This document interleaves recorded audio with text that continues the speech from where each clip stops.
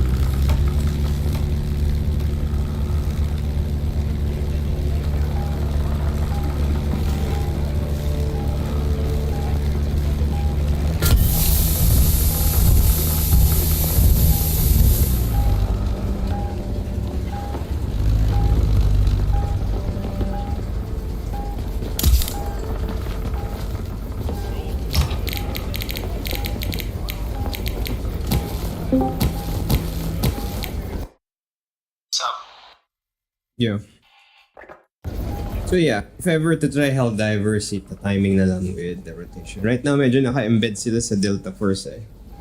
Sige lang, ang problema. Ilan pa sila? 1,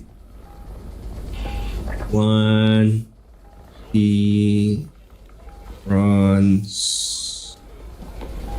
sometimes Telly, sometimes si Wise, tapos si Holy, tsaka si Shira. Hirari hindi na Taipan, masyadong madali daw. Sa arena breakout pa rin. Ha? Paano madali? Pero pag dumating, paranas mo agad sa kaya level 1 siya tapos pagpunta mo sa super hell dive. Hindi. Ingay. Ang problem kay Kirai kasi ayaw niya mga third person. Pero again, yung dito sa mga to, yung iba interested sa Helldiver, ang problema, sarado na yung selling ng keys for Asia region, di ba? Yeah. So na-lock out. Kung may console sila, kung sila maglaro, bili ng disc. Doubt it. Ano yung mga budget gaming niya? Budget gaming. There is a way na you can buy key pa rin for sa say a region, pero you're gonna need yung mga third party website if you trust those sites. Pero puro good naman yung what's that word? Review na yung seller. Legit naman. Legit. Pero then again, yun nga. Gagawa ka pa rin accounts and so on. Ang question ngayon is, how stable kaya yung bagong release ng Helldivers? Baka naman pagpasok natin dyan, biglang may... may mga updates na pag na-disconnect ka, pwede ka na mag-reconnect sa match mo. Yeah. Good. So yun. Dapat meron nun. Actually, from the get-go, nag-i-exist na dapat yun.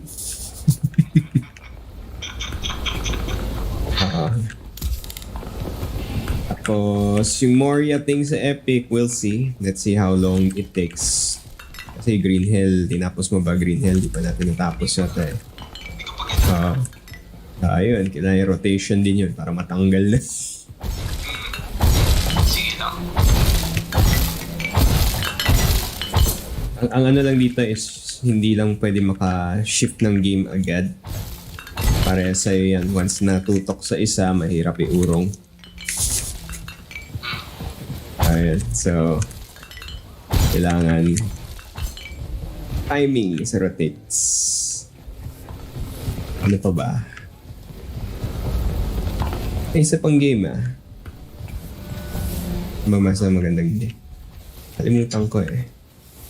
Yung Onimusha, nagkaroon na ng ng tawag dito. Ng bagong laro. Not sure if it's Souls-like or what. Hindi ko naabutan yun Souls-like Onimusha. Sabihin mo. Google mo. No. Ay, YouTube mo. Familiar ako sa Onimusha pero hindi Souls-like. Souls-like ba yan? Hindi ko lang napansin.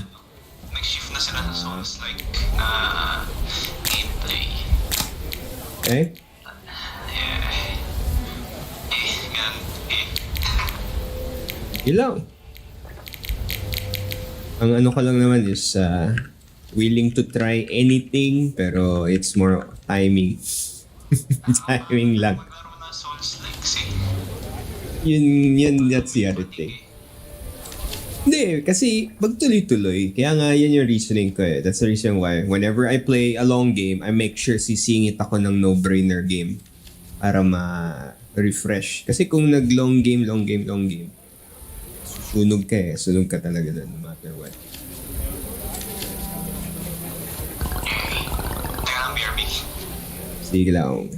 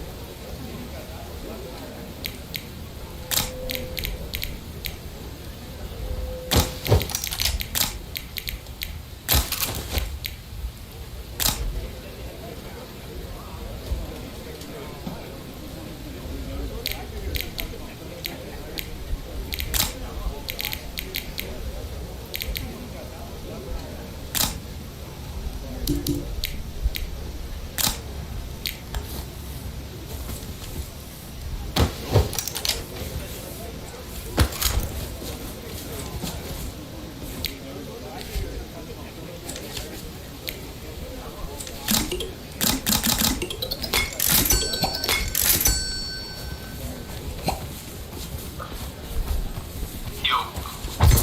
Hmm. Yan. Space Marine. So, Pa rin try. na pwede hindi ko pa natatry pero solo trip yun eh, di ba? Yes. Hindi, multiplayer. Hindi, solo as in hindi ko binili. Ano lang, ikigamit so hindi tayo makaka-co-op. Teka. Kaya inaano ka muna. Malay mo, diba? Timing.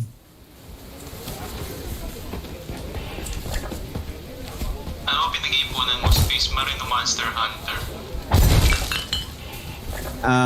Pragmatism dictates yung in terms ng content we're gonna consider in the streaming side. Mas malaki ang lifespan ng Wilds compared sa Space Marine. Yung value for the investments.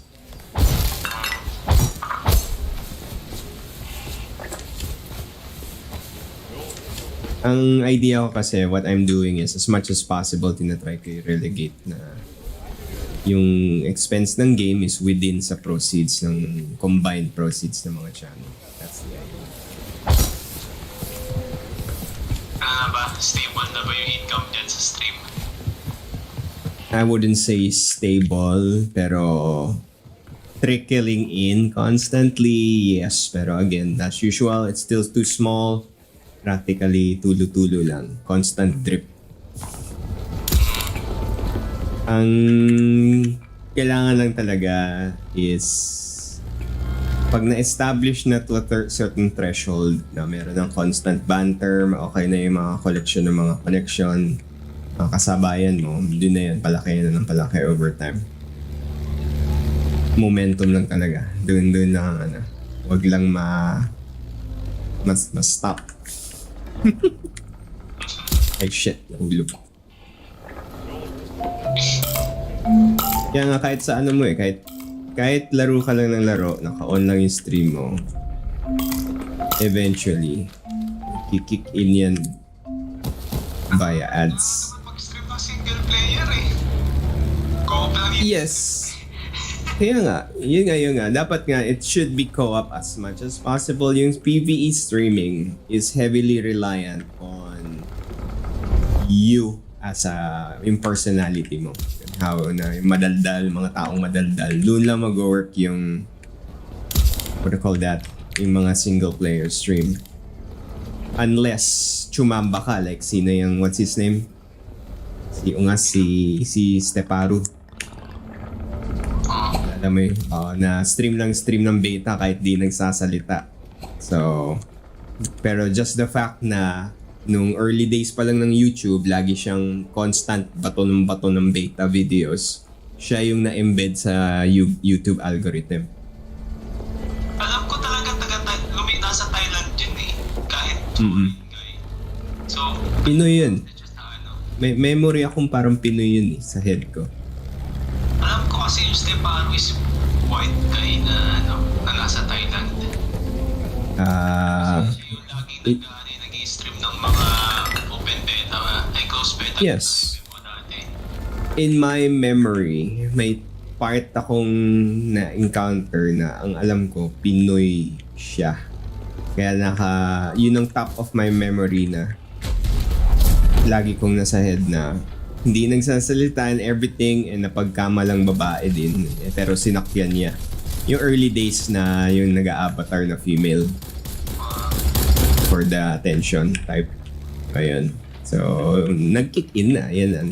Kahit try mo, go to his website, tapos panoorin mo in reverse timeline. Yung mga first videos niya, kita mo, kapipiranggot lang. Pero over time, dahil constantly siyang lagay ng lagay, and yung keyword timing. Binirelease niya yan. Kaya nga ako, pag lahat ng streamers, every time may new game, you try it out. Kasi if nag-favor sa yung algorithm, baka ikaw maging first recommendation. Pag ikaw naging first recommendation ng new game, pag may nagsusearch mga tao, yun na yun, sasakyan mo. Yan yung wave mo kung bakit magtataka constantly. Ang dami na analytics mo, lumilipad na. Constantly may nanonood. Yung MMO na hinihintay natin. Gawa ni Bandai. Yung Blue Protocol. Wala, paktay na yun. Paktay na yun. Oo. There is some news na hinugot ni, I'm not sure kung Tencent ba yun or what, yung Chinese company, na i-redesign nila for mobile.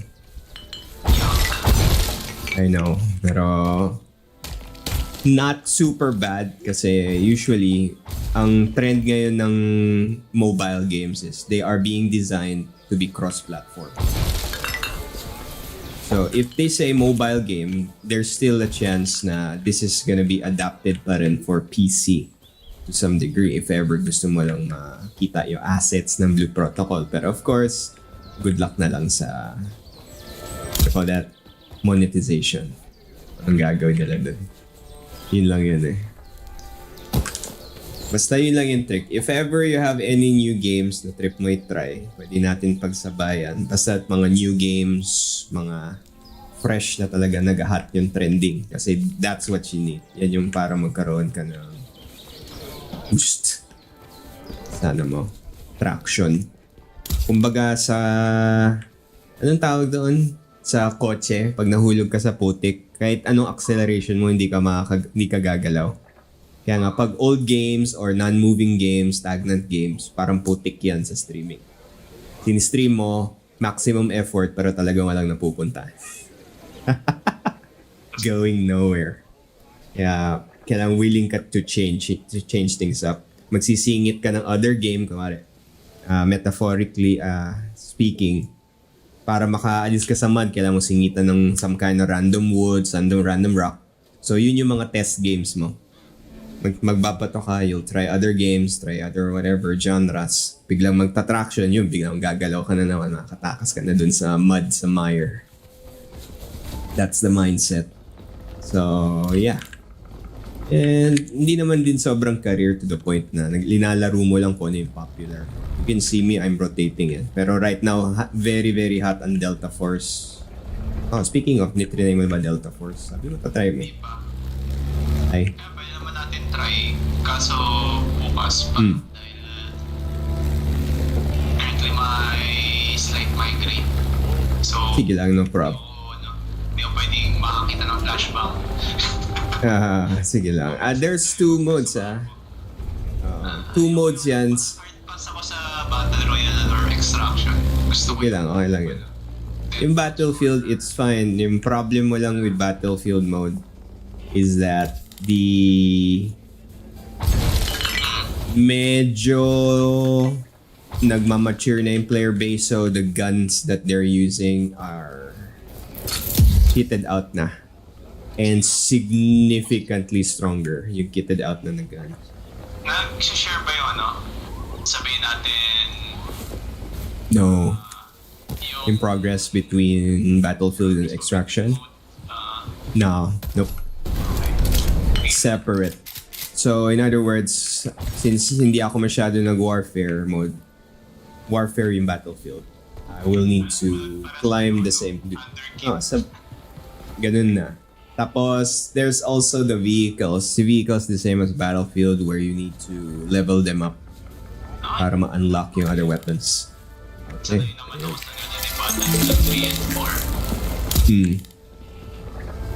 Ang maasar ka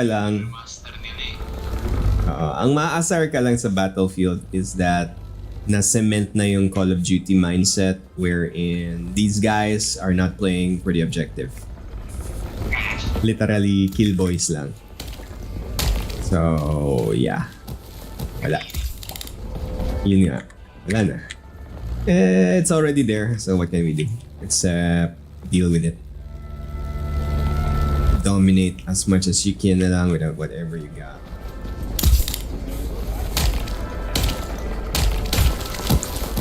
Pero as far as the extraction mode goes, I'm just saying this, sinasabi ko lang for the sake of information.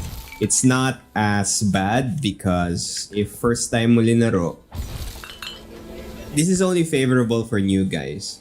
If you're a new player, they will hard match you with the other new guys. Yung mga walang alam. Kaya nga nung Tawag dito, may matchmaking thing. yes, SBMM, skill-based matchmaking. So, kaya nga sabi ko, I always said to the other guys, sabi ko, wow, na-miss ko yung first time na linaro ko yung lunch. Kasi, everywhere I look, puro walang alam. Alam mo yung, nakikita mo dala-dala nila yung tutorial gear na purple grade. Purple grade, ano yan? High grade yun, ha? Pero duling. Duling, tapos hindi alam ng ginagawa. Kaya pinagbababaril mo lang, every time kang damatay, puro purple grade yung gear, oh. Hakot ka lang ng hakot. It was so easy, kasi puro new guys. Puro clueless. Yung problema, na-breach ko na eh. So, I'm being matched na with those sweat lords eh. Doon na medyo challenge na. And that's it. So if ever you experimentally try extraction mode, don't worry masyado. Most of the guys na imamatch ko with, clueless. Pero again, SBMM is not good in the long run. Depends sa mindset mo. Pero the one reason I'm saying na not good is because instead na para bang nafe-feel mo yung skill level mo is higher than the most, you end up being artificially matched with people na of equal skill level mo and constantly kang nagsa-struggle na with the game. Di ba ganun Constant. sa tawag dito yung War Thunder nung naglaro tayo? Dahil Ganun ba yan? na-boost yung yung kalaban, na-boost yung matchmaking natin. Kasi di ba naka-tier 2 blades tayo? Yeah, pretty much. Kaya nga, that's the thing na. That's the thing with the game currently. Yan yung controversies. Pero so yung mga YouTubers and other streamers are reacting to that fact. So there's a good chance na baka ma-pressure enough yung Delta Force to actually let go of the SBMM. Kasi medyo unnatural eh. Instead na yung normal feels mo na from time to time na since sobrang sanay ka with yung mga tactical, strategic na movement, you can kill any average guy. Ngayon, every single encounter, puro ninja. Ninja kalaban mo. Kapantay mo. So win rate mo 50-50 kahit anong gawin mo. Either mamatay ka or mabuhay. Next to not guaranteed na talaga. Yun lang sa extraction mode. Pero it should be fun with the right people. Yun lang yung wording dyan. Kasi ang problem with the matchmaker is this. It matches you with the player with the highest rank. So kung yung player, one of you is very good, tapos you have two newbies, ima-match ka with the sweat lords pa rin. So yung mga newbies, walang laban. You're literally gonna be soloing the entire squad. Ayun lang. Unfortunately, same din with the battlefield mode. May SBMM din for warfare mode.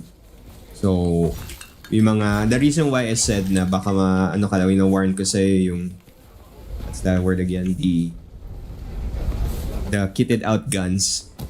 Imagine an assault, an assault rifle na super decked out for accuracy. Pinapatay ka from sniper range. Automatic. Ayun lang. Yung tanks, sabi natin yung mga vehicles na is, may classes pa dyan. There is classes pero you can super modify the guns to the point that the only thing that's meron sa classes is just the power. Weaponry, you can easily switch to other guns, just like the latest na Battlefield. Okay. Eh di, pwede kang sakay ka lang ng tank, tapos dalhin mo yung sabihin natin, yung kit. Engineer? Yes. And that's the other thing that may suck for you kasi if we're gonna be hard maining vehicles, kalaban mo puro mga engineer na puro auto aim, auto lock on. na carry over yan from the original franchise. Kasi yung balance ng original franchise na ayaw tanggapin ng most people is yung lock-on should be gated to people na talagang parang last unlock mo na yan for the class. So any random newbie can't just point and click and kill you. So yun yung balancing factor ng original Battlefield franchise. Eh ngayon, by default, it's there. Puro naka-lock on. Anybody that wants to lock on your butt, wala. So you're a 64 player map, 30 players I think each side. 60 players each side I think. So one helicopter against 64 random players na may potential lock on. So you can just imagine how non-stop yung lock on. Same for the tanks. Now here's yan, that's the magic question. Yung flares dyan, once you fire once, ang saving grace mo is yung flares for Delta Force is longer than the Battlefield flares. Pero yung cooldown is just as bad as the original Battlefield. So once na-kick na yung cooldown, guaranteed hit na for anybody that locks onto you. On rail sa galen yung missile, which sucks. Sa Battlefield 2 and Battlefield 3, yung balancing factor niyan is yung homing missiles and rockets may maximum turn radius. If you can defeat yung turn radius with your maneuvers, pwede mong mailagan yung missiles or whatever it is that's locked onto you by your skill. Dito, hindi. No matter what, guaranteed hit. So for the tanks, ito yung problem with the tanks. As far as I know, sa na-experience ko, sa little amount, I just played I think once or twice. One tank lang per game. One tank. Hindi pairs, hindi duo like before. Isang tank lang pero may other vehicles like sabi natin IFV or mobile AA. IFV, jeeps, meron. May IFV, may jeep. Pero the problem with the IFV and jeeps is sobrang daming counters to it. If you don't, the only way you can play those vehicles is backline. If you norward mo yan, you're gonna die. Guaranteed death. Okay. Try mo lang. US Russia na naman. No, walang factions. I did not delve too much. Ano ba yung mga baril real life counterpart or imaginary? Real life counterpart pero yung iba pinapalitan nila yung name just to defeat the Pwede same din sa vehicles. Sabihin natin may F-22, may Browns, or iba. Yeah. No, it's the same likeness, not exact. Likeness is the word. Same yung likeness, pero then different name, pero it's practically the same.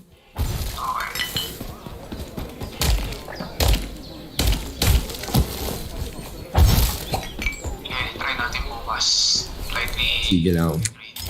Tinatry ko yung yung sinasabi nila magbabad ng i-dip yung paa sa mainit na tubig para mawala yung It's the weather. It's the weather na nagtitrigger siguro. Yung lamig. Sa akin din, may tililing na rin ako kapag biglang lamig eh. You need something na parang anti-inflammatory effect. Yung migraine mo is coming from that in general. Yung sudden change ng weather and then yung blood pressures mo hindi nag-equalize. So may extra pressure to your head. That's the migraine. Kailangan dehumidifier. Yeah, could be. You can try siguro mga ginger teas and so on. Mainitan enough and then at the same time yung effect na anti-inflammatory ng foods and whatever you're drinking. Iniinom ko lagi creatine pati protein shake lang. Ay, hindi. Dagdagan mo. You need something else in the mix. Hindi pwede yung career lang na ano na lang yun nga. Try mo kahit mga green tea dyan. That also works. Gawin mo lang parang parang restaurant. Inumin mo green tea after meals. That should give you a little bit na boost na anti-inflammatory effect. Oh. Yeah, I've seen it. It depends. May treatment ng green tea na. I think what you want is yung sa restaurant, yung parang smoky na lasa rather than yung matcha. Mas gusto ko nga yung matcha. Mas gusto mo matcha, ayaw mo yung smoky. Ayoko yung nasa tipa. Okay. Kung lasang meron kasing smoky taste na pang restaurant. It's called genmai cha. Basically, meron toasted rice mixed in with the green tea para ma-defeat yung sobrang astringent taste. Genmai cha. You can search for it. Nakakabili ng... Sa bahay kasi. You can buy it loose leaf sa mga Shopee na sa try mo lang. Mura lang naman yun eh. Yung house moving nyo, wala nang balita.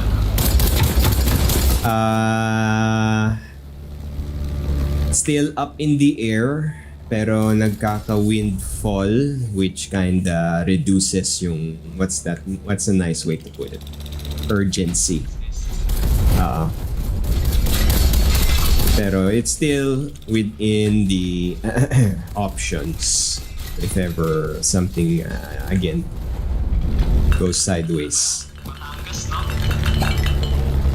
Not necessarily. Somewhere up sa Nuvali area ish kasi it's not yet sure. Paano yung pag nagkatrabaho kayo? Sabi natin kung magkakakatect. That's the joke. Yeah. Good luck. Ganun na nga yun. That's the joke there. Kasi nga yung planning is not really thinking from the perspective of the others at the moment. Or like, gets mo yung meaning ka, di ba? It's more sa perspective lang nung may problema.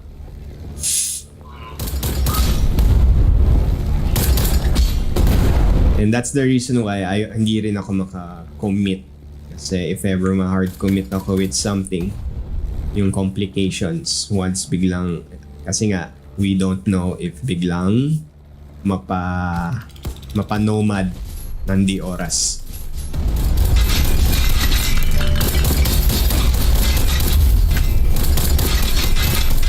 Dahil yung existing na yan, yung issue na yan. Pero for now, ito na muna tayo. Yung mga random odd job mahagilap.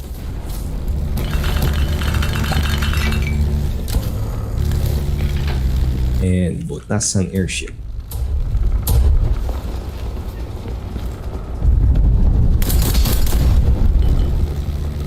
Let's see. Yung Moria, pwede rin natin try. It's a survival-ish. So I think it's survival light. Pero before we start that, siguro i-wipe muna natin Green Hill. Sige. Sayang wala ako dito long Christmas break eh. Nasa ibang lugar eh. Kaya, sige lang. Again, basta sa akin, you can, what we can do lang for me is since I'm doing rotations, pag na DM mo sa akin na meron kang free time, i-adjust ko yung rotation ko according. Hindi ako hyperfix. Pero mapi-fix lang ako pag kuwari bukas.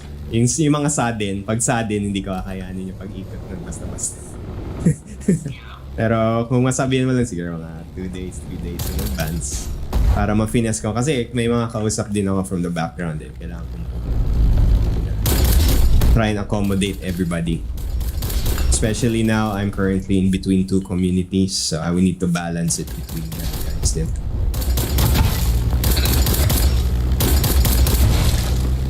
Pero in your case nga, if ever you want, may enjoy ka dito Delta Force. Currently, yan ang hinaran nila, and I can introduce you dun sa other guys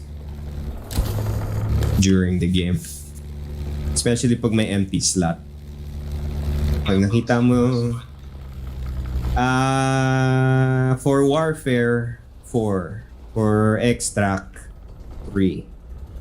and then sa Battlefield 4. For Warfare.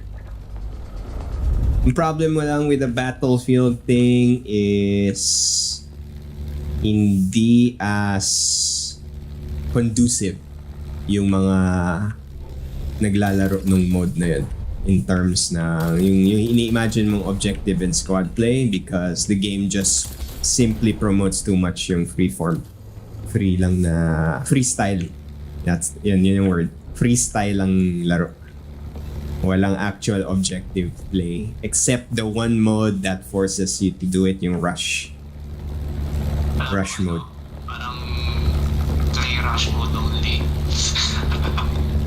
Never tried it yet. So far oh yeah, I see. I remember why. When on first hit ng game, new napasok, lock out ka from other modes until you level up a little bit. RT. Yeah. Parang trial by fire. Pretty much. Ganun na nga. Ano kasi yan eh, Battlefield ay remaster yung Battlefield 3 or 4 eh. Kahit yun na lang. Yeah.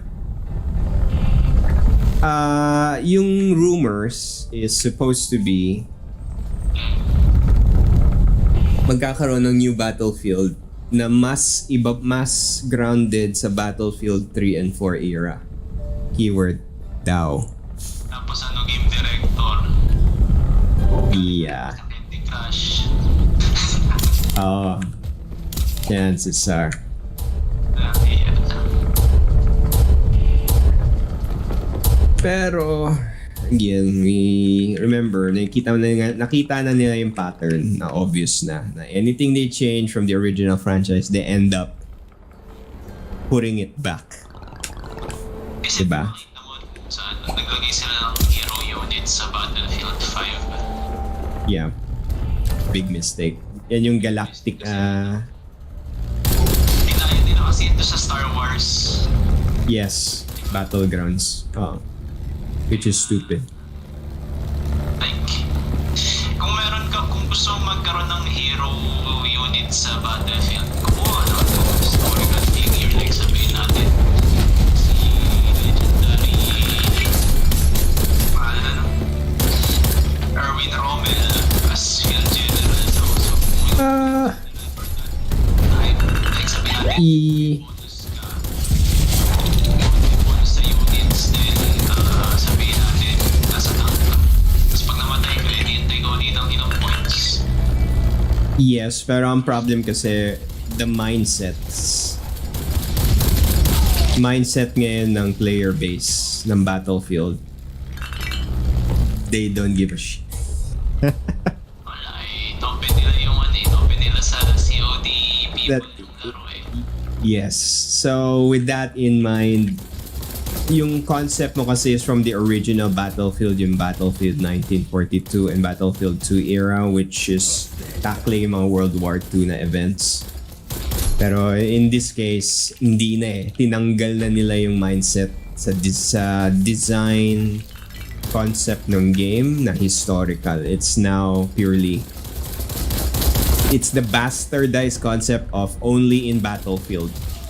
What that means is yung mga cheap tricks and stunts, yung mga suicide, jihad, whatever you call it, na moves.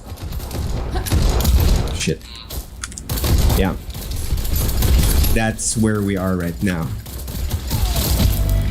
Kaya unless Battlefield starts reversing themselves, tinan mo, yung corruption na yan is already prevalent eh. Kita mo ba yung latest Call of Duty Warzone? Hindi. Call of Duty franchise. Okay. Now, if ever you end up looking at Call of Duty Warzone, the latest patch, you can watch it now and then give me your thoughts. What you think happened? Sige. Mamaya. Hindi lang. Para first impressions, wala akong influence sa reaction. Bakit ano ba yan? Let me guess. DI. No. You'll see it. How bad it is na. Or From... naging fourth pick na. It's getting there. Search ko. Anong title ng video? wala akong specific video, but generally it's just the Battlefield Warzone. Call of Duty Warzone. Warzone, 2020. Latest update. That's their concept na of what Call of Duty is. Trailer o ano? Yeah, trailer lang or generally people playing it. Yung reviews. Area 99, ito ba? I think so. I'm not too sure din sa title. Hindi rin ako super fan. All I know, it's that when I watched yung latest update nila, I was like, wala na. Call of Duty is dead.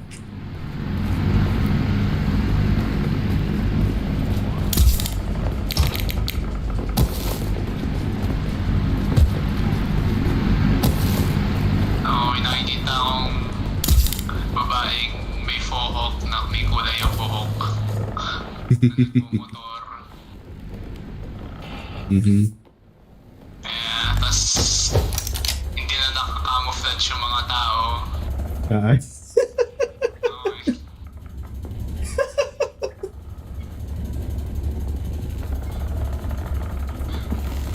Alam mo yun, yung Russian na laro, yung nalaro mo, pangalan nun, yung Battle Royale na may na nagluluto. Yeah. Ano nga pangalan nun? Mukhang ganun na rin dating eh. Yes.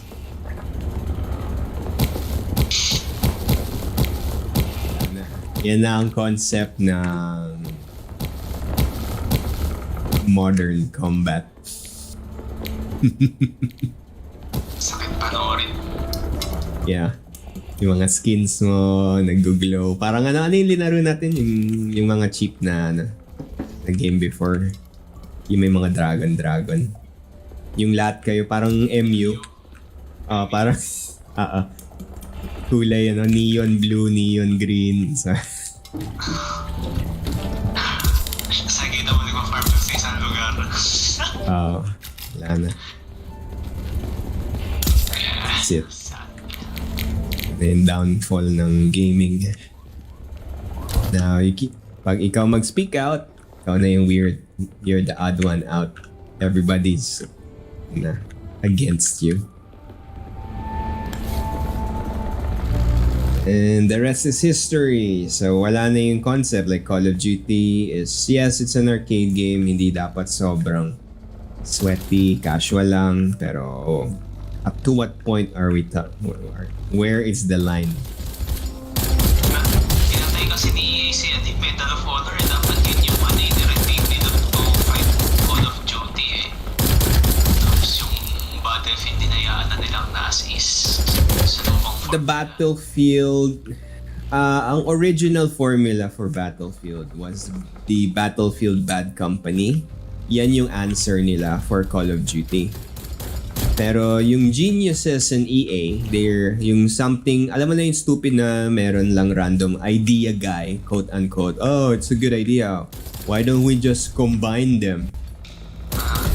Yan na yun. That's the start na ng corruption of everything. So from combining, instead of getting the best of both worlds, basically baliktad. Ang concept ng combining is whichever part is monetizable for the audience, yun na yung ginawang base game, baliktad. Instead of augmenting the original game with a little bit more leeway, yung medyo mas arcade side, baliktad. Ginawa yung arcade side as the base game and then pretending to be a strategic military game. Palistad yung ginawa, kaya wala nang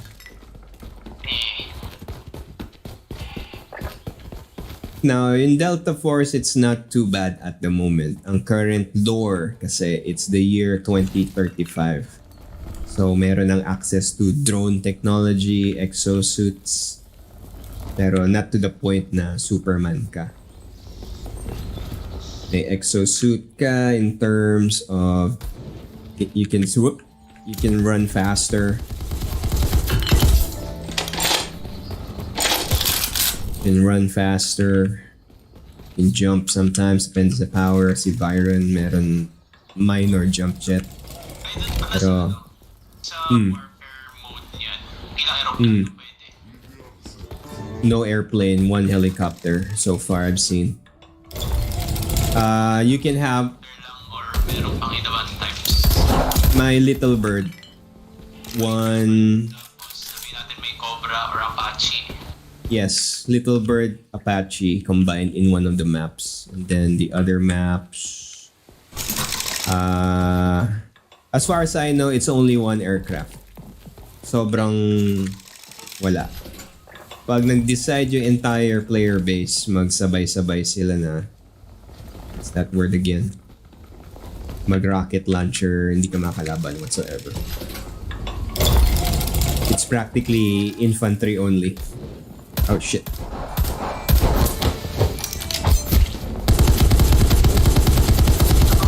Doon sa battlefield, pinalaunch ay yung rocket something.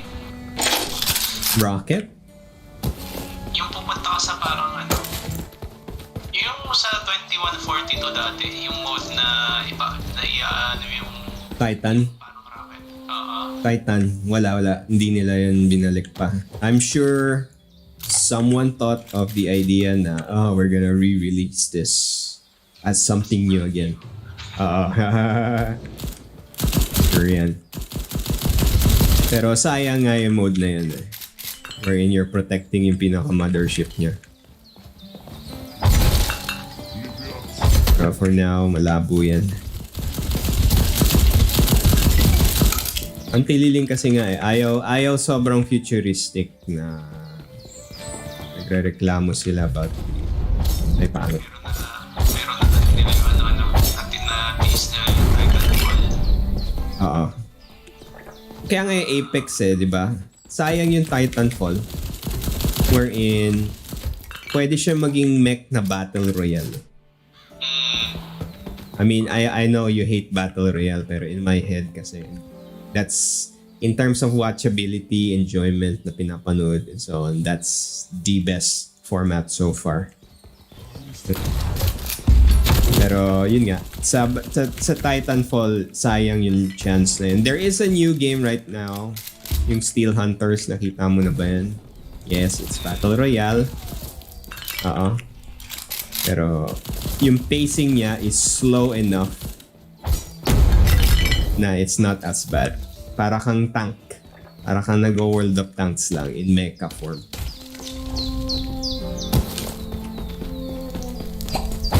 Kita mo na, di ba?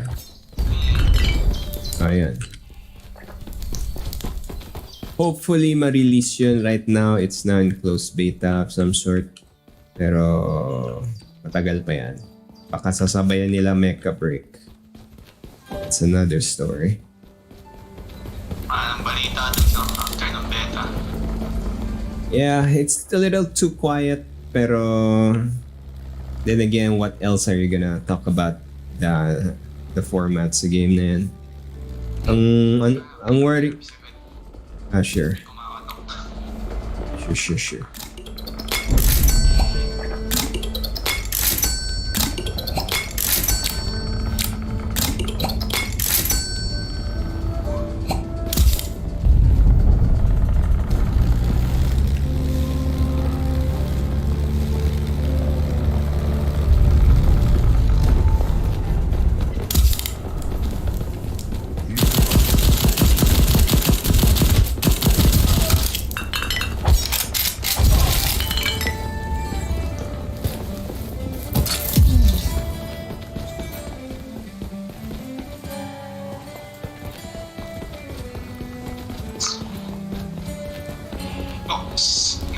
Subdivision maintenance.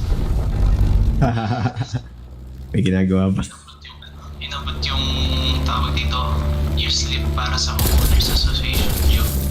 I see. Yep. Saan na tayo? Yeah, yun nga. Yung sa mecha break. Sa mecha break, ang worry ko lang is kung meron silang...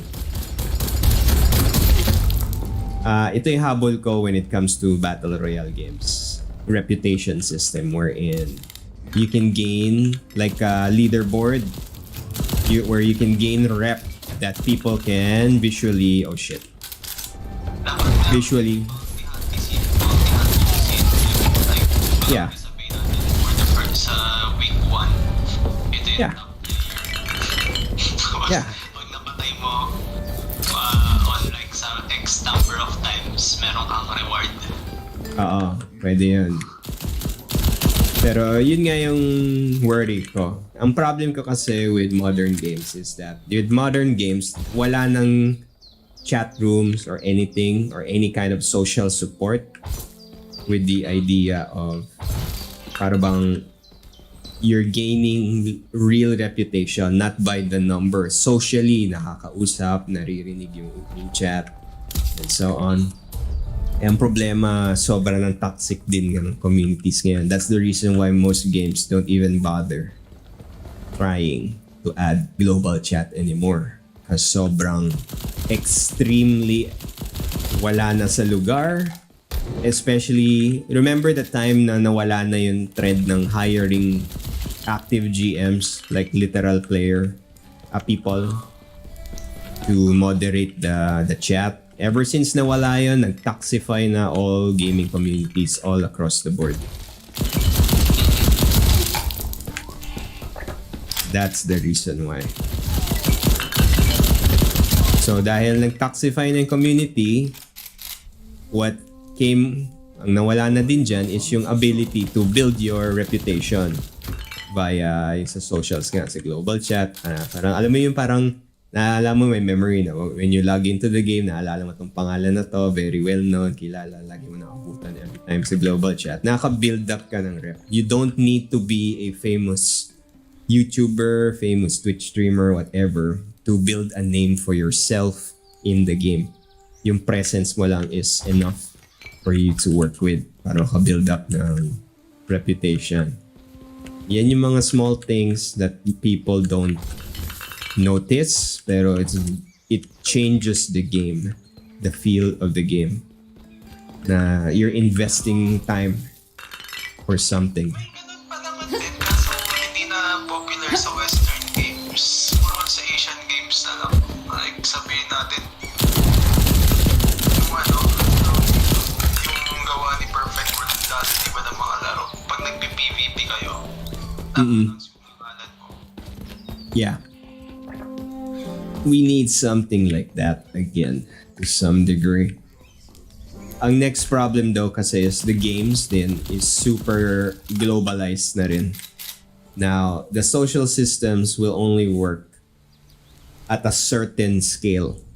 If it's too big, like we're talking like hundreds and thousands, 200s and thousands, once may isa ng power base na na-establish, you cannot counter that anymore as easily because yun nga by nature, human nature. Pero by sabihin natin, by human nature, may magtataridora naman din kasi nag-establish na Oh, that's right. So, wala na. Yeah, pero it's significantly harder na for up-and-coming new names to build their rep. Yun lang yung meaning ka in general. Pero yes, it's still within possibility. Remember, the toxic community is still always a thing. Yun yung kalaban mo. Especially ngayon, if you ever you play Delta Force now, look at the global chat. Or if you go into extraction mode, basahin mo yung global chat. Within seconds, tell me if ever you open the game at some point today. Within seconds, you'll see what I mean. How hard it is gonna be. Tama.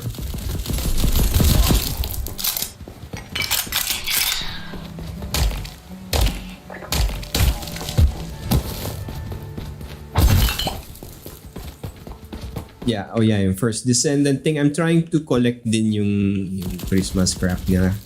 Pero minsan nakakalimutan ko kasi naka-hard limit yung what's that word? Yung reset time nila to 3 PM. Wala lang, medyo awkward. Set ka na lang ng alarm. Oo nga. Wala eh. Natatamad ako minsan. I wish na kinda earlier kasi may routine na ako. After yung lunch break, doon ako nagdi-dailies immediately. After dailies, FK muna ako for, ano lang, basta yun. Pang breeding. That's breeding space. Kaya nga, 3 p.m. So, pag nag-daily ako by after lunch, maghihintay pa ako ng 3 p.m. until ma-daily ko naman yung first descendant. Nadidirill yung ano ko. Yung mental schedule.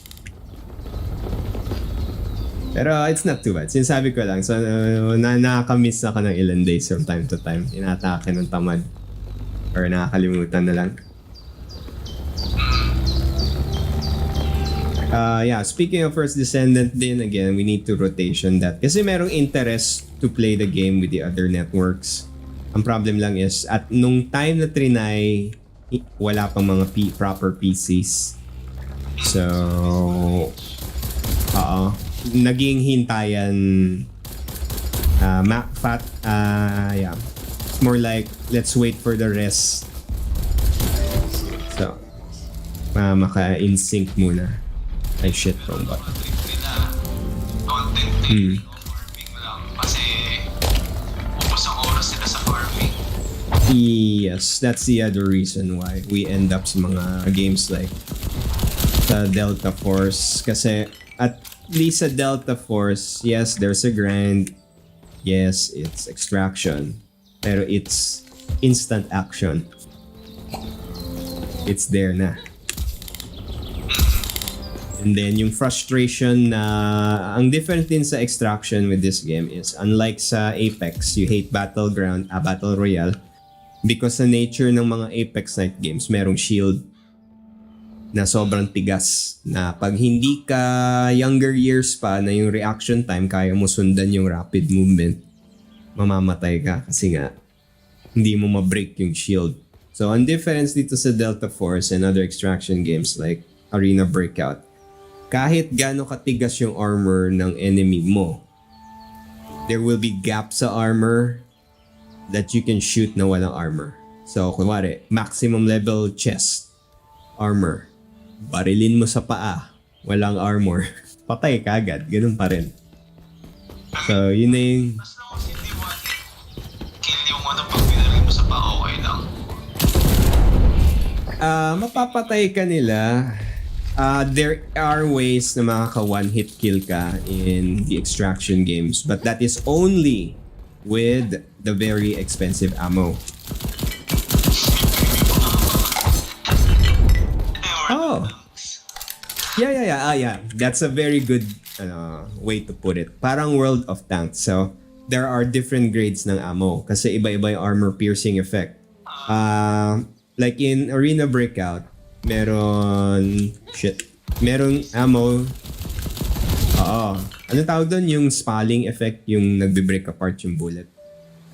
Hollow. So, parang hollow points na very good against flesh, pero very bad against armor.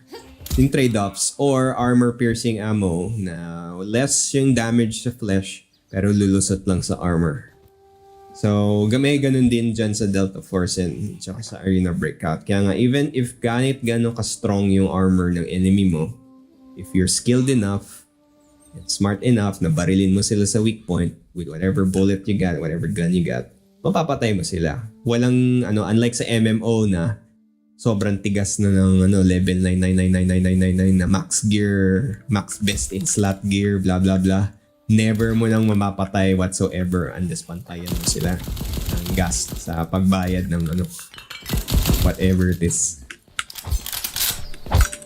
So, yun yung pinaka nag-e-enjoy sila dun kasi at least may semblance of skill pa rin. Instead na completely by gear. But of course, ang laban dyan is economy. Are you earning faster than you're losing gear? That's yung question dyan.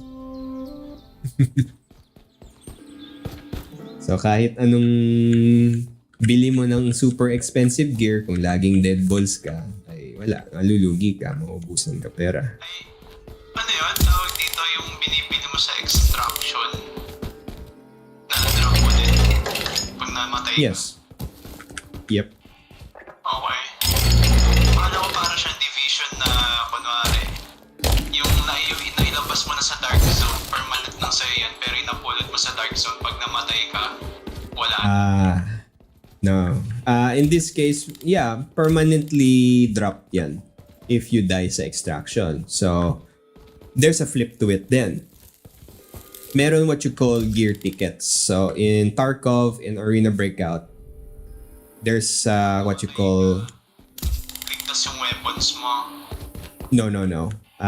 Tanggal pa rin lahat, pero there is a way for you na hindi ka completely mabankrupt. It's what you call covert ops or scavenger. Wherein sa Arena Breakout and sa Tarkov, you will take over one of the AI NPCs in the game na mid-match, existing match. So you will be among players pero yung katawan mo is an NPC with random gear, whatever the NPC had at the point in time.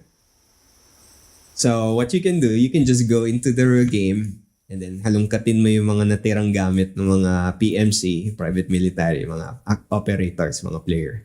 Tapos pag nauwi mo yun, na-extract mo yun, sa'yo na yung mga gear na yun. Gets. So hindi ka completely bleach wipe. Unless you're so bad na kahit pag scavran, sablay. Now, dito sa Delta Force, they don't have the scavran or the covert ops. Instead, they have what you call gear tickets, parang food stamp.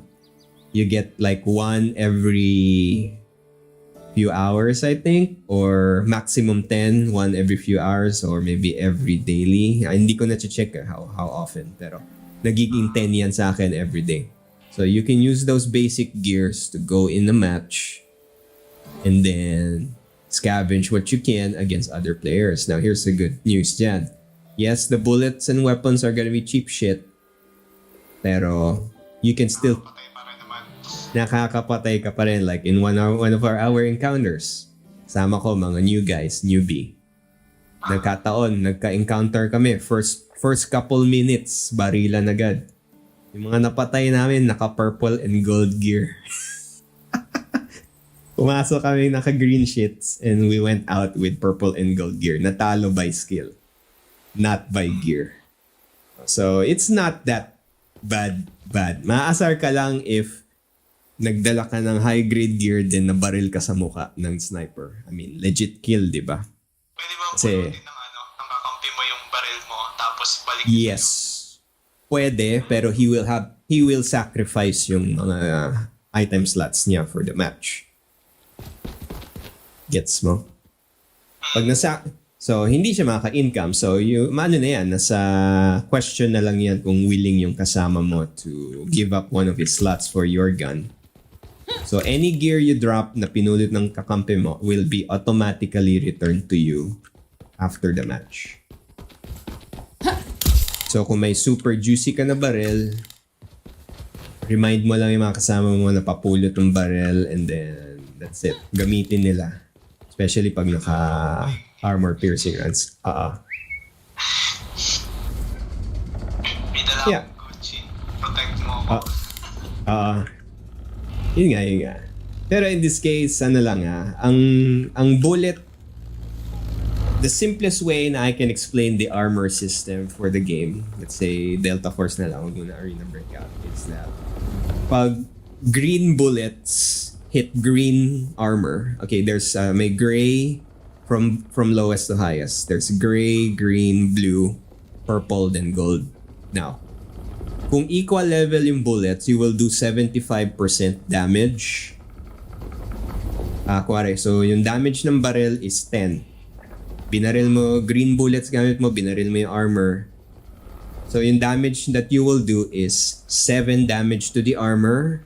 Yung armor has HP. And then 7 bleed through damage to the player.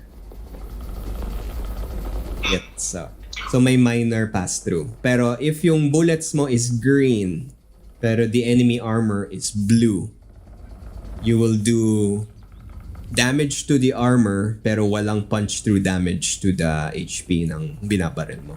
Kailangan higher tier or same tier lagi. That's right.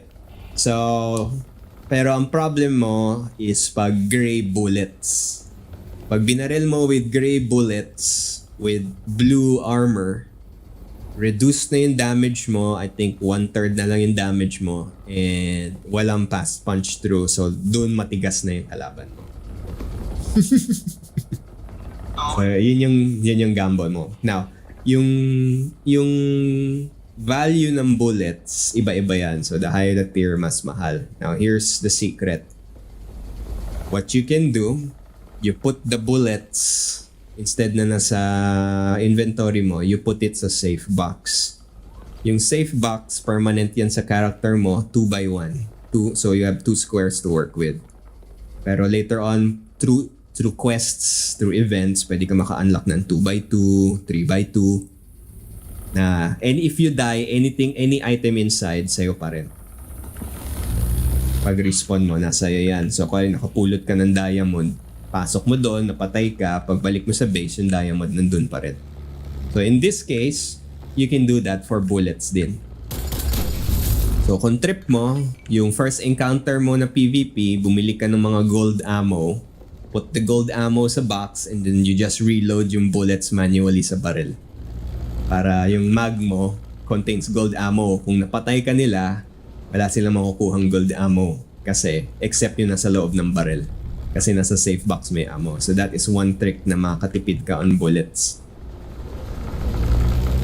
So hindi ka completely zero out.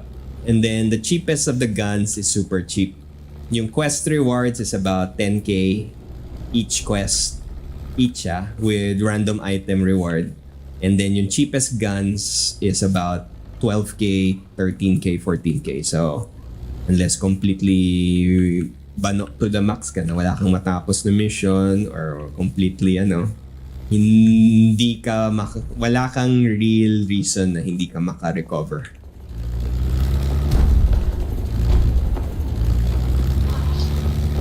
Pero lagi lang. Yung bullet is doon lang nag-de-effect yung tearing, hindi sa barrel. Sabihin natin kahit gray yung barrel, laman ng bullet okay. mo is sabihin natin blue. That's another whole other story dyan because the game yung guns mo have penetration values. So may natural, it's combined. Yung bala yung may propellant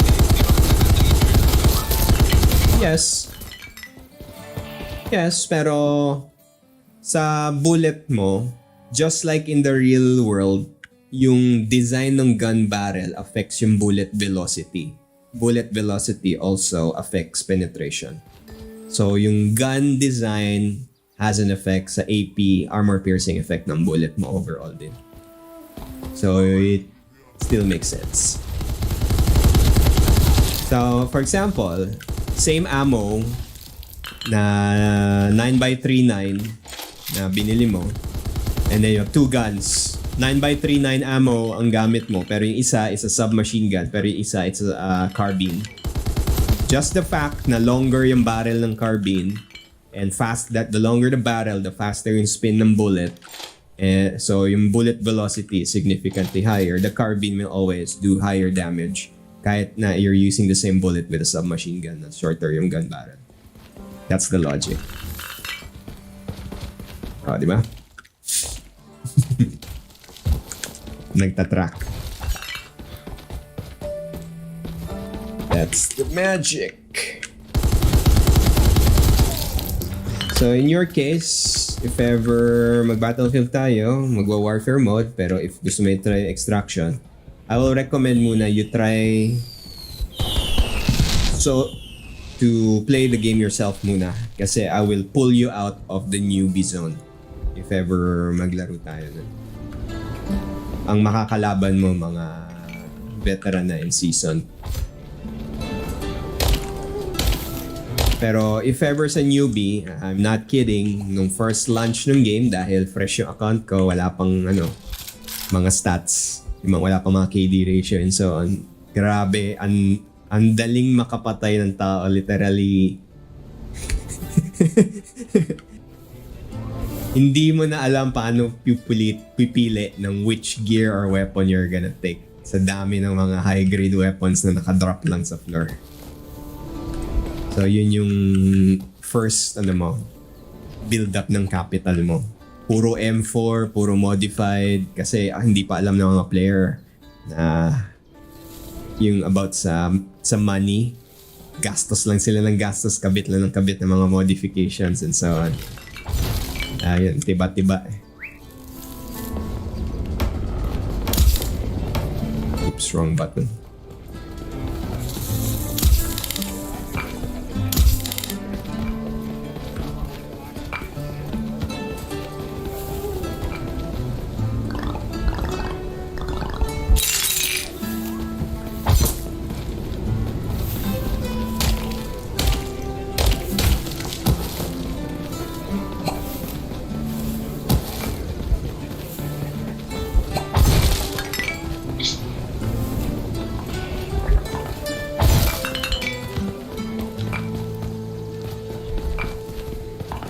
Okay, we'll see sa Helldivers.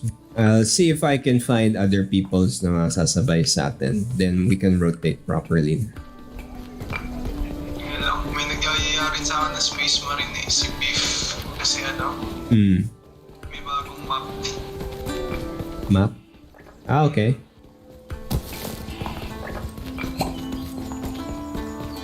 Pero when you say map, literally open world map or instance. Okay. Parang one pass. Pag nakita mo, yun eh. Yun, ang laki sana ng potential ng Space Marine if they did something na may parang conquest. Territory control. Tapos nakikipag-away ka with other Chaos Marines. So parang two factions na may nag-aagawan ng territory. May PvE, may PvP mode pero Deathmatch lang, pati captured of the gun. So much potential, sayang. If I were in devs na yun, I'd go with the concept na yun nga, nag-aagawan ng territory for the planet, Chaos Marines versus normal Marines. So easy. Hindi pa man nila nilalabas yung Orcs? Hindi, ayaw parang yung last man standing type na wave ng wave. So kung ano yung matapos mong wave, doon ka lang, yun yung reward mo. Yeah, gotcha. Horde games. Gotcha. Yeah. Again, sayang nga, ang daming potential. Pero who knows, whatever their reason is. Not doing it. Si Games Workshop, kailangan yung games nila, yung lore ng game tied sa lore na in-establish na nila. Kaya, ayun. It's already there eh. I mean, sa kakaganyan nila, lalong walang nagagawa eh. Diba? Partially napanood ko na yung secret level Partial, wag nyo na spoiler. Pero I watched the Space Marine one. Andun eh, sayang eh. You can't imagine paanong walang proper movie or proper season with the animation for Warhammer na sobrang rich ng lore and atmosphere. Unimaginable. Meron. Kaso Hindi as supported. Warhammer TV na product nila. Yeah, nandyan. Pero ang pangit nung treatment. Yun yung meaning ko. Hindi yung wala eh. Yung treatment is missing for me. I'm looking at it and hindi ko feel yung vibe. Hindi nila nakaka-capture yung vibe. Masyadong toy. It feels like a toy pag pinapanood mo. Tigas. Yeah, hindi ko pa napapanood yung Paraya Nexus na pero yung ibang Warhammer na TV shows na panood ko na. I'm not saying it's super very bad, pero it's not at the level na explosive. Yeah, yung mga fan-made kasi nila kina-copyright strike nila. Yeah, that's the other one. Meron It's dumb. fan-made ginawa, hinar nila direct as animator Mm-hmm. Pero other than that, nagre-rely sa partnership with big studios. Mm-hmm. Kaya yun. Log. Yeah. Kailan ba last feature film nila? Early 2000s pa. If napanood ko na. I might have, pero hindi memorable. Yun yung early design ng galing ZBrush. May memory ako. I watched a movie ng Warhammer. Pero again, for its time, it's fine. Pero for now, no. Tigas.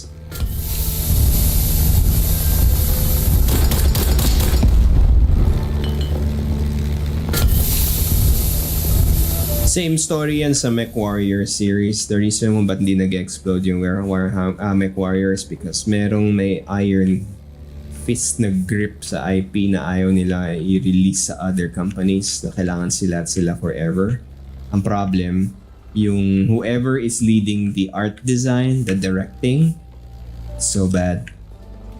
So bad. Na if you're looking at the game, kita mo na ba yung MechWarrior clans? Okay, so Yun yung isa sa mga games dati na kumukuha pa talaga sila ng live action actors. Tapos pag sobrang tipid ang ginagawa nila yung mga Playboy model yung pinukuha nila. I mean, works so or not. Pero ang idea dito is if you're looking at the art design, the mech designs are already modernized. Pero the environment, the universe, the lore is so undesigned, under-designed to the point na parabang nakapatong lang yung mga mechs on the map. It's not part of the world and the scaling is very off. Hindi mo feel na you're sitting on a large war machine. It feels like the scaling of a toy.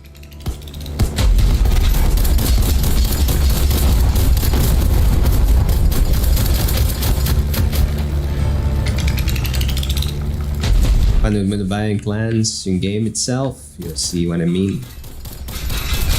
Yung gameplay, di ba? You can look at the environment, ignore the mechs.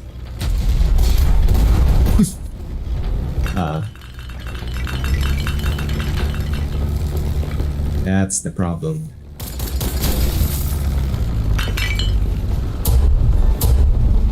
So, nag-improve sila with clans in regards to the storytelling. It's more human. Problem is the character design is still bad. Very bad. Yes. Parang it feels like I think ginamit nila meta-human face. The problem is yung facial animations is more like the... Remember? What's that word? Mass Effect. Remember yung Mass Effect issue before? Yeah, ganun. Dead face.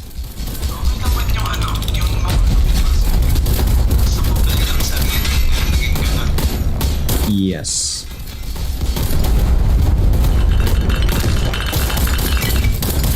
Kaya nga weird di ba? Parang they have way more money. They have way more people, pero paatras. Tapos sila ng model kits na Filipino. Hindi. Malaki ng pera nung pagbenta sila ng model kits. There are hobby, pero very rare. Mga old pa yun. Pero we're talking mga modern, wala. As far as I know, wala. And if ever they're selling something, it's not the Gundam level na action figure, na model kit. It's more like, how do we put it? It's more like display. Yung mga display lang. Hindi siya actual That's right. Yeah. Ornament. Table ornament lang yung level. Hindi actual figurine na kaya mo i-adjust. That's the joke. And all of that, you can safely say it's all managerial issues. The art is there, the lore is there, pero whoever is deciding the shits is what's causing all the damage. That's the problem. It's always the problem. Yung mga graduate ng business masters pero walang alam sa pagdating sa player wants. Yeah, I mean, ang problem kasi sometimes the customer in reality is not always right because they don't know what they actually want, and that's the reason why na when you're designing something, you listen to what they want, but you being the artist or the director or the designer, you decide. Yeah, initpick mo kung ano yung magandang suggestion. That's right. You don't go Frankenstein and just pick up anything and everything that people say and you keep slapping it on just to appease the masses. Because they don't know what's real good and what's not. Any good idea now is a bad idea later. Simply it.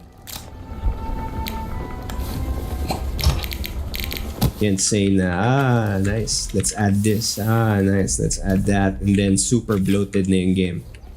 Hindi mo na alam ang gagawin mo. How do you fix this? Ano nangyari na sa sinalaro natin dati na ikaw yung nagtuloy? What's human? That's one good example ng disaster. They're struggling in terms ng walang sense of progression. Direction, progression. Because masyadong often yung reboot cycle. They're thinking na they can pull off a Rust game. Ang problem in an MMO form. So they're banking on collector, yung mga completionists lang na gusto mo lang mag-collect ng mga cosmetics, mga items nila. Pero in terms of base game loop, it's now like pangit pakinggan pero it's just like what happens sa Division. Once you've done it once, you've pretty much done everything. Nothing new. So the only thing na it will differentiate the game is the PvP side of things. Pero even with the PvP, no. Because yung nature ng game is a MMO, pagdating sa PvP, it's always a matter of who has the best gear set. So may hint siya ng pay to win. Because the gear sets that you can buy is carried over to other seasons. So players with the right gears, the best blueprints, the best mods and so on. That's the other one. The mods is also an item. What the real strength ng player is the mods, because the mods you cannot buy it, you get it from the game. The problem is there are some mods that are just so good na pag nakuha mo yung tamang timpla, the gun is bullshit. Like, imagine mo, like may mga builds na yung barrel, if tumama in one character, tatalon yung bala on the other guy. Now, if you combine the mod with another mod, now, pag tumama yung gun, mai-ignite siyang fire, or mafi-freeze. So what happens if you have a rifle, assault rifle na nagbabounce yung bullet and nafi-freeze everyone na tinamaan? Permanent stun lock. AOE, permanent stun lock of everybody in one shot, in one mag. So that's the power ng mod. So it's like Warframe. It's like trying to play a survival game with Warframe powers. So how do you balance that? And then there will be builds lang talaga that will be Star Wars, Clone Wars. It's just superior to everything else.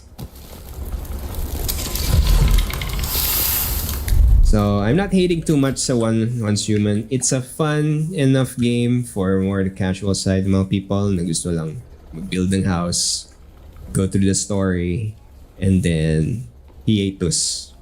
Pero if you're gonna play something 24/7 every single day, daily quest gaming, nah. Not the game loop for investing that much effort. Nag-install mo na yung laro. Currently, yes. For now. Kasi we gotta be realistic di ba? Again, time. Hindi naman ako, you can see, hindi naman ako araw-araw naglalaro and so on. I mean, araw-araw naglalaro pero at a specific time window. Hindi na career 24/7. So, and then this is also, the gaming is now intertwined with the streaming thing. And if you really want to get somewhere with the stream, you gotta make smart choices on what game you're gonna play. Say, like for example, look, I'm playing a PvE game, good game, niche game, pero if you're looking at Twitch, no one's watching this. And then the algorithm. And the algorithm will always favor, okay, if you want to, for example, let's go back to streaming. If you want to go back to the streaming thing, what the algorithm favors is timing. If it's a new game, if people keep searching for that game, you need to start streaming that game. Second, you want to get recommended by the channel, the algorithm. Ang strongest effect ng recommendation is the combination ng click-through, which is yung mga followers mo. And then there's this one, the strongest one, is the time spent that people watch your video. If they look at your video for seconds lang or minutes, that won't count. Pero if people keep watching your video for 30 minutes, 40 minutes, 20 minutes, tumataas yung chance that the algorithm will recommend your channel. That's how it works. So that's the reason why, if we're gonna go back in history, like yung mga Steparu guys, the reason why they're being recommended by YouTube dahil sila yung first nagbato ng beta video, yung pure novelty, bagong-bago, fresh game. People keep watching the videos for minutes, 20 minutes, 30 minutes. And that's fueling the algorithm for them. Because it's a new game. That's the reason why you need to be flexible enough that you can chase for the new game. If ever there's a new game, if you can release a video within hours, or kung kaya mo pa nga within 30 minutes of a new game and you make a video out of it, bubuhos yung focus sa channel mo. Because that's how the algorithm works. So if you're a new streamer and then you start playing ancient and unknown games, you won't grow unless you have an existing community that supports it. Kaya nga yung mga big YouTubers and streamers, kahit naglalaro ng cheap-ass games, ancient games, Bulokski games, and they're still tractioning, they're not tractioning because of the game. They're tractioning kasi established na yung community nila in the first place. Yeah, pero that's it. Ano yung mga may hilig sa Age of Empires? Di ba syempre marami pa rin naglalaro doon? Yes. And unfortunately, is yung mga streamer mismo hindi na viewers. Yes, ang problem with that is kung naglalaro ka ng Age of Empires, it's now called niche gaming, or also in effect niche streaming, to the point that, okay, it's like this. Like for example, if we're gonna use me as an example, if you're gonna build up yung mga small base mo, if the game is still active and it's a niche game, pero constantly man nagsistream, and then you can see like only two or three rows na nagsistream, you will build up a community there. Because meron existing pa rin siya. So it's a small game, doon yung first step mo. Once na build up yung community mo doon, may followers ka na that are watching the game for you, not for the game. If they're watching you as the streamer, they enjoy yung personality mo, how you do things, and so on. You can, with their support, if you play another game and they keep dropping by your stream religiously, doon ka ma-empower to grow another set of followers for the new game. And then you use that same cycle again to try another new game until to the point na meron ka ng steady 30 viewers constantly. Pwede ka nang makipag-headbutt with the newer, bigger streamers na mga more mainstream games na. So you're farming the niche game, pakinggan, pero that's how it is. You're farming the niche games with small communities para makabuild up ka ng sarili mong following. And then pag steady na yung following mo, you go for the bigger games na. Pero again, you need to be smart about it. So since Age of Empires may cult following, it's a small community game. So yes, you can build up there yung community mo. Pero like for example, with really super unknown games like what I'm playing right now, walang community. If you look at the Twitch category right now, wala nagsistream nito whatsoever except my ass. But I'm playing this pa rin. Remember, real gamer. I play games that I'm interested in. So I still put in some time to play what I like. Pero I'm also smart enough na I look for something that I like and I can stream for, for the streaming side of things. Build up the reputation and so on and so forth.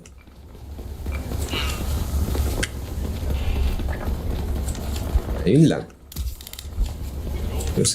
Yun nga. And again, another reason din kung ba't sinasabi ko, don't focus on streaming for getting popular.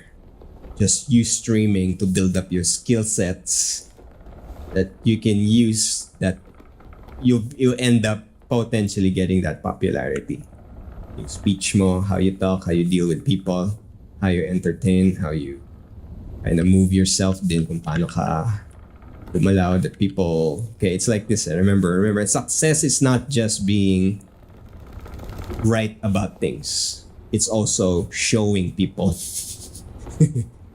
That's the problem eh. If people don't see it, kahit gaano ka katama, kahit gaano ka kagaling, if nobody sees it, and you don't know the ways and techniques on how to showcase yourself, it's like, katulad sa earlier, it's like being stuck in mud. Maximum effort but going nowhere.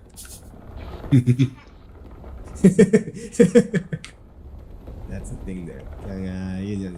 So, pangit pakinggan again, this is the world.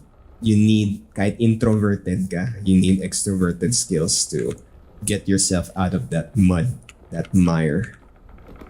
So this is one way you gotta practice on how you present yourself. And for example, dito, language skills. How you talk to people. Yung charisma level mo, you need to level it up.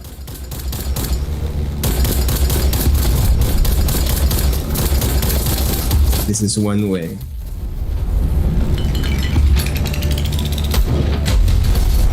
So, kung wala kang opportunity to practice the language with a circle of friends that actually empower you to do so, this is the option that you can take.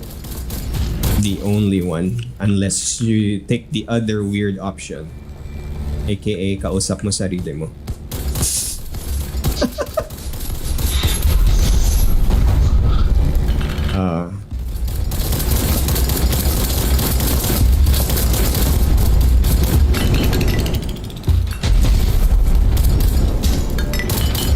Ganun lang yan.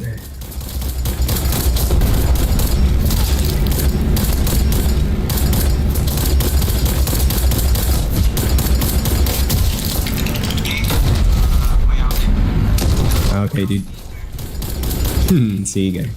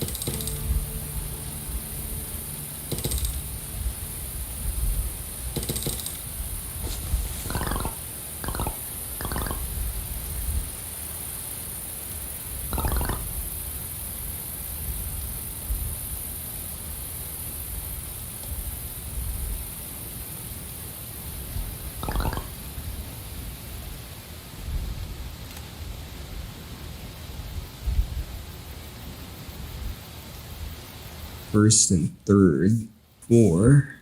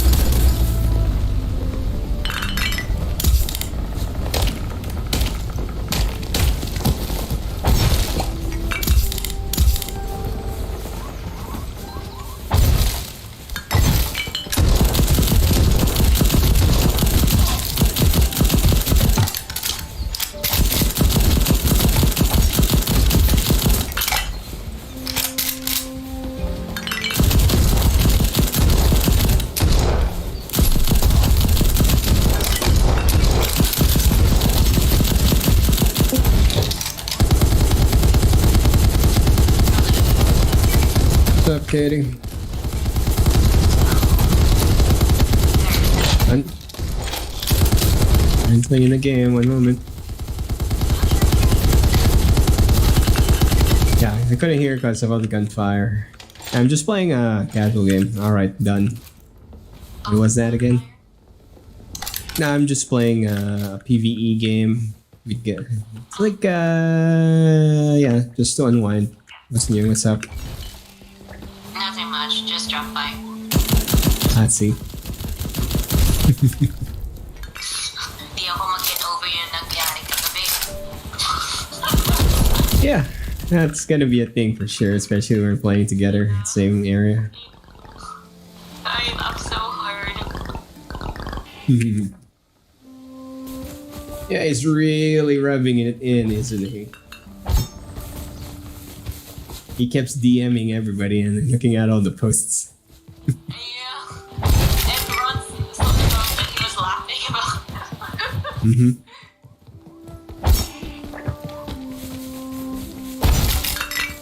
Well, don't worry. Once you guys get used to how the game works, he won't be able to do that easily anymore. Got lucky with the right... what do you call that? He's not lucky. Yung kasama niya magaling eh. Yeah, that's the other one. I think he was with Chinese guys or something. Yeah. They were running around the bottom, so I was very confused on where the sounds are. So I was waiting for more cues. I was rewatching the video. Basically, what he did was he was camping a corner. So when I was watching the video, I just noticed that when I tilted my head, I was about a sidestep to the right. He was already there aiming at where I was. So I went down really fast. Yeah, I mean, he could hear us. That's the problem. I mean, it's fair game, right? It's fair game. That's how the game works. He got me with the knife, not with the first strike. He got me with the knife when he downed me. That's the difference in the story. So he shot me with an AK or something first. He was waiting on behind the box, looking at the hallway where I was. So that's why you got killed easily. Yeah, I mean, yeah, he said that we got censored early in the game, so they were already practically waiting for us to push through. And the rest is history. Yeah. What he mentioned last night, he said that if the sensor from Hakko is yellow, it means medyo, it's near pero medyo malayo. Pag pula, sobrang malapit. Yeah. Yeah, so it's a good... Yeah, Hack Claw is very good for an aggressive player. You can easily go in, blast people because you know exactly the threat level. For example, you can see the colors, right? Like you said. He sees only one red and the others are like yellow or whatever the other color is. That means you only have to deal with one guy. So there's no significantly less fear in getting two-way. Okay, I'm just going to mute my microphone because I'm going to do a little bit of house chore. Oh, it's okay. I'm also about to end the streams at 7 p.m. I'm just pushing a little bit just to finish the quests. But yeah, thanks for dropping by. No problem. I still want to squeeze his neck and nape. Do it. You can do it. I'm pretty sure he now that he has a taste for blood, he may actually try and queue in with us. So you may get your chance. Oh my goodness. What? That's alright. Alright, I'll just get offline right now since I'm going Alrighty. Alright. Alright, I'll see you later. Alright, Katie. See you in a bit.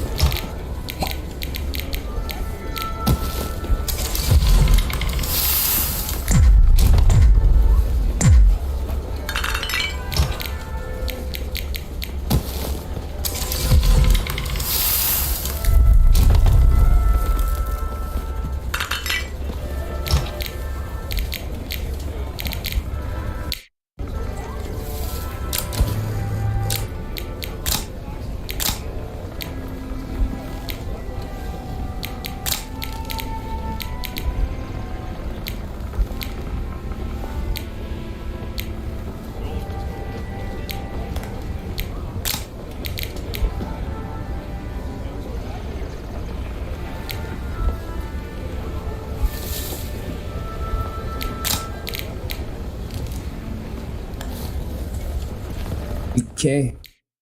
For this game, if there's anybody out there, thanks for watching.